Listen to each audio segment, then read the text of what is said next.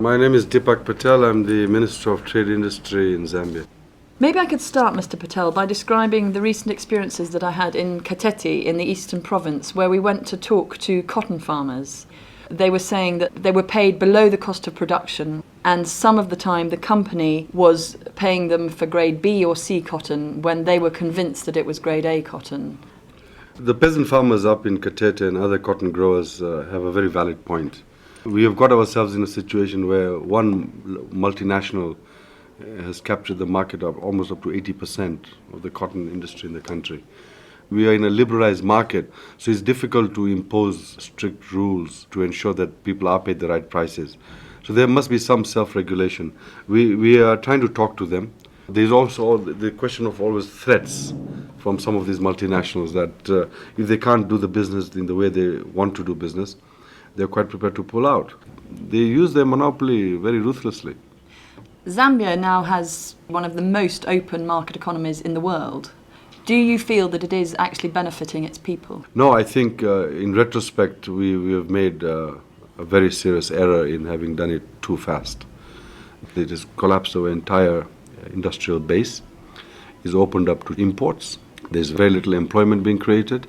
There's no wealth distribution. 80% of our population of 10 million are poor. They live less than $1 a day. So the question is, what do we do? We are trying to go slow on a lot of other issues and to see how we can reverse some of it. What concretely do you hope to get out of the World Trade Organization meeting in Mexico? This whole agenda seems to be an agenda for the multinationals to do what they want. They are very strong at it. They've got huge lobby groups. Small countries like ours are not the frontline players in this game. You don't even get invited to these meetings. But we are a member and we have a voice. There is a lot of legitimate complaints about the role South Africa plays in all this. They may go there to this forum to say they represent the poor of Africa, but I think to a large extent they represent themselves. And self-interest is always going to be the number one game for every country. And how do you feel that the poor in Zambia can overcome poverty by using the market? Or by getting the right price for their products, right? And again, we have a problem there because commodity prices are controlled by the rich north because of the huge subsidies that are provided. We find that we are not able to export into that market at a competitive price. Also, there's an issue of morality here.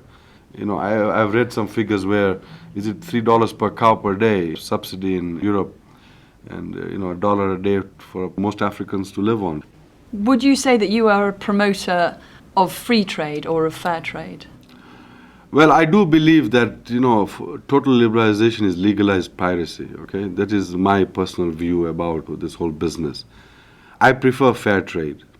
I don't know if you've heard, but in the space of just 4 months, Oxfam and a partner NGO in Zambia called ODCMT has collected over 500,000 signatures of people signing up to Oxfam's The Big Noise to make trade fair. This is a staggering amount of people. I mean, it's actually about 5% of your population, I think. Mm-hmm. What can you say to the people who've signed to make sure that those signatures don't just gather dust? Is to support their cause. And in fact, I've also signed up myself, but I've done it electronically. Is to support them, to assure them that we will take these positions, even if it's a single voice. It's not going to be an easy battle. This is not going to be won overnight. But hopefully sense will prevail at the end. They should count on government that will support them. And is there any short-term alleviation that you can offer these people? Regrettably, in our case, we can't. We don't have the financial resources in our country. We're a debt-ridden country. We're between a rock and a hard place. So what's the big noise that you hope to make in Cancun as the Zambian government? The big noise we want to make is on market access, on the issues of subsidy, the issues of drugs.